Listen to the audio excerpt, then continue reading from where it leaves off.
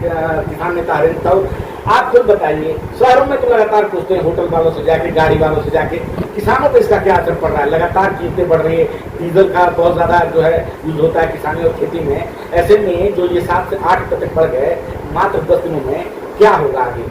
देखिए, किसान की जो लागत है वो बढ़ जाएगी, और जब किसान खेत में ट्रैक्टर चलाएगा, जो आज 100 रुपये का लग रहा था वो अब 107 रुपये का, 8 रुपये का लगेगा, तो ये लागत बढ़ेगी। इसी तरह जब किसान अपनी फसल बाजार लेकर के जाएगा तो भाड़ा बढ़ेगा, और ये किसान पर नहीं, हिंदुस्तान के हर नागरिक पर इसका असर पड़ेगा, महंगाई का। और ये महंगाई इतनी बढ़ेगी कि आप अभी सोच नहीं सकते। अभी कम से कम 1 महीने बाद आप इसको देखना, इसका असर 1 महीने 1.5 महीने बाद आपको आएगा, इस देश की जनता को मिलेगा। अभी चुनाव के दौरान बड़ा सब कुछ सामान्य सा दिख रहा था। बंगाल में जब आसाम और फिर तमिलनाडु, पांडिचेरी, जो 5 राज्यों में चुनाव हुए हैं, उस दौरान टीवी मीडिया बहुत तरीके से, सलीके से बता रहा था कि कैसे प्रधानमंत्री नरेंद्र मोदी ने सभी चीज़ों को संभाल रखा है। लेकिन चुनाव जैसे ही खत्म होते हैं, उसके बाद से प्रधानमंत्री मोदी आते हैं और वो कहते हैं सोना मत खरीदो, यात्राएं मत करो, पेट्रोल डीजल कम खर्चा होगा, खाने का तेल कम यूज करो। तो ये जो सारी चीज़ें, विदेश यात्रा मत करो। लेकिन जब चुनाव चल रहे थे तो उस दौरान सैकड़ों गाड़ियाँ चुनाव में दौड़ रही थी, रैलियाँ हो रही थी, तो क्या उस दौरान ये सब चीज़ें नहीं हो सकती थी? हो सकती थी, लेकिन इस देश की जो सरकार है, वर्तमान सरकार है, नरेंद्र मोदी सरकार है, या इसे बीजेपी सरकार कहें, इसको विदेश नीति से या देश की जनता से कुछ नहीं चाहिए। इन्हें सिर्फ एक ही चीज़ है कि हमारी सरकार बची रहे, हमारी सरकार बन जाए, चुनाव जीतना इसकी सबसे बड़ी प्रायोरिटी। देश प्रायोरिटी नहीं, देश की जनता प्रायोरिटी नहीं, ये इसका सबसे बड़ा कारण है। दूसरी चीज़, देश का प्रधानमंत्री भी कहता है और देश का पेट्रोलियम मंत्री भी कहता है कि प्राइस बढ़ना और घटना अब हमारे हाथ में नहीं है, ये वो कहते हैं। तो ये तब क्यों नहीं बढ़े? तब ये कैसे कह देते हैं कि सरकार ने नहीं बढ़ने दिए, तो फिर सरकार ने अब क्यों बढ़ने दिए?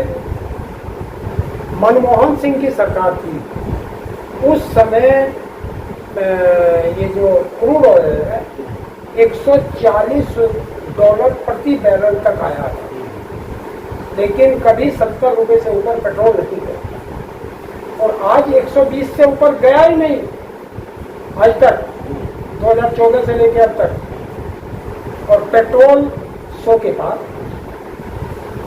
ये कितना बड़ा जनता को लूटा जा रहा है। और इससे पहले रशिया से तेल ले रहे थे, 30% सस्ता था। हाँ। कितना लूटा इन कंपनियों ने, जनता को तो फायदा मिला नहीं इसका। जब तेल क्रूड ऑयल सस्ता होता है तो जनता को फायदा मिलना चाहिए, लेकिन तब तो ये लूटते हैं, और जैसे ही वहाँ बढ़ता है ये जनता को लूटना फिर शुरू कर देते हैं। लेकिन बोल रहे ग्लोबल फैक्टर है, जो अमेरिका ईरान का युद्ध चला उसके कारण हुआ है, तो राष्ट्र हित में जनता को योगदान भी देना चाहिए। देखिए, सारा योगदान देश की जनता ही दे। ये उद्योगपति जो देश के हैं ये नहीं दे सकते, जो नेता है ये नहीं दे सकते, जो ब्यूरोक्रेट है ये नहीं दे सकते, बस जनता योगदान दे। राष्ट्र हित देश की जनता दिखाए, और देश की गद्दारी है देश के नेता दिखाए। देश के प्रधानमंत्री ने कहा चुनाव खत्म होने के बाद कि देश पर क्राइसिस है, आप 1 साल तक सोना ना खरीदें। जिस रैली में वो कह रहे थे 500 रुपए के 500 रुपए की वो भीड़ बुलाई गई, क्या आज वो भीड़ जो सामने बैठी थी वो 1.5 लाख रुपए तोला का सोना खरीद सकती है? उसकी औकात है बेचारी की। एक तरफ तो ये सरकार कहती है कि 80, अभी सुनिए पहली बात, इस देश की 80 करोड़ जनता 5 किलो अनाज पर पल रही है, क्या वो सोना खरीद सकती है? क्या वो विदेश जा सकती है? क्या वो कारों से चलती है? आपने देखा होगा कि प्रधानमंत्री ने अपना काफिला छोटा किया, 2 गाड़ी का किया। ये झूठ था, उन 2 गाड़ियों में प्रधानमंत्री नहीं थे, और अगर उसमें प्रधानमंत्री थे तो भारत भारत की सुरक्षा एजेंसियों ने भारत के प्रधानमंत्री की सुरक्षा में सबसे बड़ी चूक की, क्योंकि यहाँ 3 लोग ऐसे हैं देश के अंदर, वो भारत का राष्ट्रपति हो, भारत का प्रधानमंत्री हो या किसी प्रदेश का मुख्यमंत्री हो, उन 3 के साथ एक एम्बुलेंस डॉक्टर की गाड़ी जरूर चलती है। ये हमारे प्रोटोकॉल में है। तो वो गाड़ी कहाँ थी? दूसरी जो हमारे प्रधानमंत्री की सुरक्षा है, एसपी की सुरक्षा, वो कहाँ थी? वो किन गाड़ियों से चल रही थी? तो ये सब झूठ बोलते हैं, जनता को बेवकूफ बनाते हैं। दूसरी चीज, हमारे देश में 2 प्रधानमंत्री ऐसे हुए जिन्होंने देश से कुछ मांगा था। पहले थे लाल बहादुर शास्त्री जी।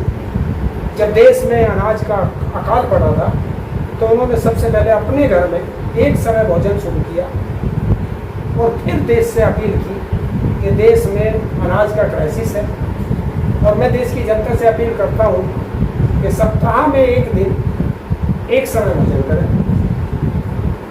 जनता ने उस अपील का बहुत बढ़िया रेस्पॉन्स दिया। सबने टाइम पे भोजन छोड़ दिया। देश के किसानों को एक नारा दिया था, जय जवान जय किसान। देश के किसानों ने उसकी बात मानी और देश के अन्न भंडार भर दिए, इतना अन्न उगाया। ये थी अपील। इंदिरा गांधी जी ने देश से अपील की थी जब देश पर दिक्कत आई थी। उन्होंने सबसे पहले अपने गहने देश के नाम किए और फिर देश से अपील की थी। माताओं बहनों ने अपने गहने देश के नाम कर दिए। एक हमारे नरेंद्र मोदी जी हैं, वहाँ देश से अपील कर रहे हैं कि आप जो है सोना ना खरीदें, आप विदेश ना जाएं, गाड़ी पूल करके चलाएं, हैं? और तभी डीजल बचाएं। और उसके 2 घंटे बाद नरेंद्र मोदी जी सैकड़ों गाड़ियों के काफिले से रोड शो कर रहे हैं। 2 या 3 दिन बाद नरेंद्र मोदी जी विदेश यात्रा पर चले जाते हैं। उनका मंत्री हो या और लोग हो, सैकड़ों गाड़ियों के काफिले से निकल रहे हैं। मंत्री और संतरी जितने हैं, बहुत सारे लोगों ने 2-2 गाड़ियों के साथ यात्राएं की। मोहन यादव जो कि मध्य प्रदेश के मुख्यमंत्री हैं, वो मेट्रो में यात्रा कर रहे हैं। ई रिक्शा पे कई मंत्री यात्रा कर रहे हैं। मैं आपकी बात से बिल्कुल सहमत नहीं। मैं टीवी मीडिया में एक मैं दिखा सकता हूँ। एक कहावत है इस हिंदुस्तान के अंदर, हाथ कंगन को हारसी क्या और पढ़े लिखे को फारसी क्या। नरेंद्र मोदी जी 5 देशों की यात्रा करके विदेश से आए और उसी दिन उन्होंने कहा कि हाई लेवल वो है कैबिनेट मीटिंग। पूरे मीडिया ने दिखाया कि नरेंद्र मोदी जी विदेश से आए हैं, वो तुरंत एक कैबिनेट मीटिंग बुलाई है तो कोई बड़ा मामला होगा। पूरा दिन वही चला। कहाँ थी वो? उद्योग भवन जिसका नाम था, उसका नाम अब इन्होंने सेवा तीर्थ कर दिया। और सेवा तीर्थ के नाम का नाम सेवा तीर्थ कर दिया। पीएमओ का जो प्रधानमंत्री ऑफिस है, देखिए मुझे नहीं पता, सेवा तीर्थ कर दिया। 1 मिनट मैं आपको बता दूं। मैं भी आपको बता दूं कि मैं मेट्रो के अंदर जा रहा था और मेट्रो में जब सेवा तीर्थ का वो आया स्टेशन, तो उसने बोला कि पहले ये उद्योग भवन था, अब वो सेवा तीर्थ कर दिया मेट्रो स्टेशन का नाम। हाँ, मेट्रो स्टेशन का नाम किया गया। हाँ, तो वो वही है। प्रधानमंत्री का कौन सा मिनिस्टर उस दिन मेट्रो से गया, या कौन से 2 मिनिस्टर एक साथ गाड़ी में गए? एक भी बता दो, एक। तो प्रधानमंत्री की बात का तो वही नहीं मानते। सिर्फ जनता को दिखाने के लिए मैं एक दिन मेट्रो से चला गया, दिखा दिया, थोड़ी देर के लिए दिखा दिया आपको, और फिर मैं उसी काफिले से चल रहा हूँ। अच्छा, अभी राहुल गांधी ने, हालांकि आप किसी पार्टी से जुड़े नहीं है, राहुल गांधी ने कहा है कि ये सरकार जो है 1 साल में गिर जाएगी। उसके बाद से भाजपा वाले कह रहे हैं पूरा विपक्ष जो है सरकार को गिराने में लगा है, सरकार मजबूत हाथों में है, अपना काम कर रही है और जनता के साथ, जनता का योगदान के साथ जो है वो चल रही है। नहीं, मैं अभी 1 मिनट रुकी है। अभी राहुल गांधी को बताइए, पहले वहीं रही है। प्रधानमंत्री ने मीटिंग की, 4.5 घंटे वो मीटिंग चली, उसमें एक भी मुद्दा महंगाई का, बेरोजगारी का, शिक्षा का, स्वास्थ्य का, नीट का, किसानों का कोई उठा क्या? और उस दिन के बाद से किसी मंत्री ने कोई बयान दिया क्या किसी भी मुद्दे पर? आप तो पत्रकार हैं। नीट को लेकर सीबीआई जांच कर रहा हूं तो बोल रहे हैं कि सीबीआई जांच बैठ गई है। उस सीबीआई जांच का क्या करोगे जिसे सुप्रीम कोर्ट भी तोता बताता हो? अगर वो जांच करानी है इन्हें तो संसदीय कमेटी को दे दो। अगर सीबीआई जांच कर रही है तो सुप्रीम कोर्ट के किसी जज को की निगरानी में करा दीजिए, पता चल जाएगा। नहीं करा सकते, देखिए आप शिक्षा मंत्री हैं, आप क्यों शिक्षा मंत्री बने? शिक्षा को उत्तम करने के लिए ही तो आपको शिक्षा मंत्री बनाया गया। ये भाई प्रमुख सचिव शिक्षा है, क्यों बनाया गया? सारे उसको देखने के लिए इनकी जिम्मेवारी बन गई। इसके नीचे सचिव आए, उनकी उससे कम जिम्मेवारी बनी और पेपर लीक हो गया। तो आप अकाउंटेबिलिटी तय क्यों नहीं करते? इस सचिव को भी, इस प्रमुख सचिव को भी और इस मंत्री को भी आप जेल में डालिए, पता चल जाएगा। क्यों नहीं डालते? बर्खास्त करिए ना। क्योंकि जब आप बार बार नीट का पेपर लीक हो रहा, बार बार नीट का पेपर लीक हो रहा, और आपको मालूम है कि इस नीट के पेपर के बार बार लीक होने से हमारे देश में डॉक्टरों की कितनी कमी हो गई है। सीजीआई तो कह रहे हैं कि इस देश के जो यूट्यूबर हैं, जो आरटीआई एक्टिविस्ट हैं, जो इन्फ्लुएंसर हैं, जो इस देश के बेरोजगार युवा हैं, वो कॉकरोच हैं। बिल्कुल मान लीजिए, दूसरे की सफाई देते हैं। अरे हम अब कॉकरोच जनता पार्टी ही बन गई है। हम कॉकरोच हैं, हमने अपने आप को कॉकरोच मान लिया। उस सीजीआई, आप मानते क्या कॉकरोच है? सुन लीजिए, हम तो मान चुके। सीजीआई ने कह दिया हम कॉकरोच हैं, तो हमने मान लिया कॉकरोच है। तो सीजीआई हमारी भी बात मान ले। ये सारे जजों की अकाउंटेबिलिटी तय कर दे, एक दिन में कितने केस फाइनल करने हैं। 5.5 करोड़ केस इस हिंदुस्तान में पेंडिंग पड़े हैं 20-30 साल से, उन्हें न्याय कब मिलेगा? तो कॉकरोच कौन हुए? अब ये सीजीआई तय कर ले। 70-80 हजार सुप्रीम कोर्ट में पेंडिंग पड़े हैं केस, तो ये इन्हें कौन सॉल्व करेगा? क्यों नहीं हो रहे सॉल्व, ये बता दे। कॉकरोच जनता पार्टी का लगातार जो ग्राफ बढ़ता जा रहा है और सरकार उसको रोक रही है, उसके अकाउंट को ब्लॉक कर दे रही है, इंस्टाग्राम को हैक कर लिया जा रहा है, क्या लग रहा है ये ऐसा क्यों इतनी जल्दी? आखिर इतना फॉलोअर बीजेपी से भी ज्यादा, कहीं ज्यादा, जो कि विश्व की सबसे बड़ी पार्टी है, क्या कारण है कि इतना जल्दी उनका फॉलोअर बढ़ गया? क्या लगता है ऐसे पीछे कारण क्या है कि ये कॉकरोच जनता पार्टी इंटरनेट पे आती है और मतलब कि 4 दिन के अंदर भाजपा के जितने सदस्य हैं इंस्टाग्राम पे, उससे कहीं ज्यादा उसके सदस्य बन जाते हैं? इसके पीछे क्या लगता है? आखिर युवाओं से जुड़ क्यों रहे इतना? जब ये युवाओं का आक्रोश, युवाओं की बेरोजगारी, सरकार की गलत नीतियों का विरोध, ये सब वो है। देखिए बेरोजगार कहाँ जाए? माँ बाप ने पैसा लगाया, कर्जा लिया, उनको पढ़ाया लिखाया, अब वो कहाँ जाए? 14 साल में भारत सरकार ने कितनी इंडस्ट्री लगाई बता दे। आपको मैं उत्तर प्रदेश की बता सकता हूँ, 10 साल उत्तर प्रदेश सरकार को होने जा रहे हैं, एक भी बिजली का कारखाना नहीं लगा उत्तर प्रदेश के अंदर। जनसंख्या तो बढ़ी होगी 10 साल में, घर भी ज्यादा बने होंगे, बिजली की डिमांड भी बढ़ी होगी, स्मार्ट मीटर लग गया। देखिए स्मार्ट मीटर लगाओगे और उस जनता का क्या रिएक्शन आया आपने देख लिया। तो ये हाल होगा। और अगर सरकार ने इन युवाओं की बात नहीं सुनी, क्योंकि ये जो जिन्हें आप कॉकरोच कह रहे हैं जेनजी लोग हैं, जो नए युवा है, नया जो साल 2000 के बाद पैदा हुए हैं, ये वो लोग हैं।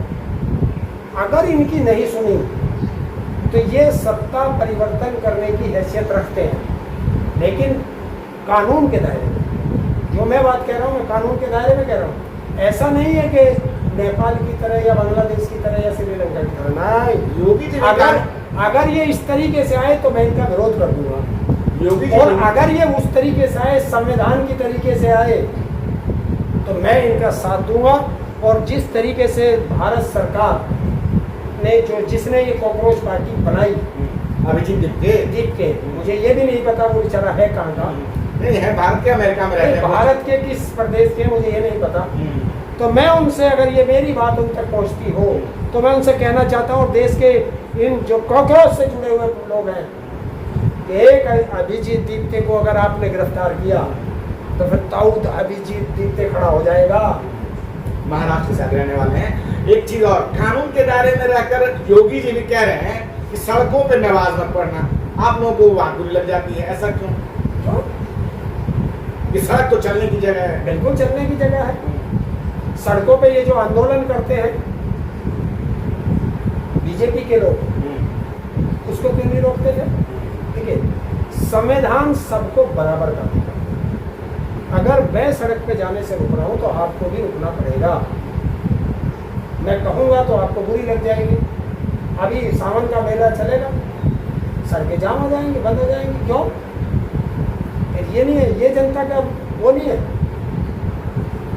ये दोहरा चरित्र आपका। भारतीय संविधान में कहा लिखा है कि आप एक समुदाय पर आप फूल बरसाएं, एक समुदाय पर आप जो लाठी चलाएं।